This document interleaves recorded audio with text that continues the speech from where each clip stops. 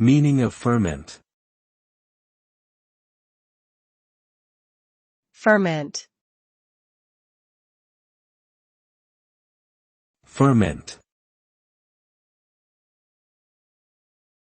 Ferment. Ferment. Ferment refers to a process in which microorganisms such as yeast or bacteria break down substances to produce energy without the use of oxygen. This process is often used in the production of food and beverages such as bread, beer, and yogurt. Fermentation can result in a variety of outcomes such as the production of alcohol, carbon dioxide, lactic acid, or acetic acid.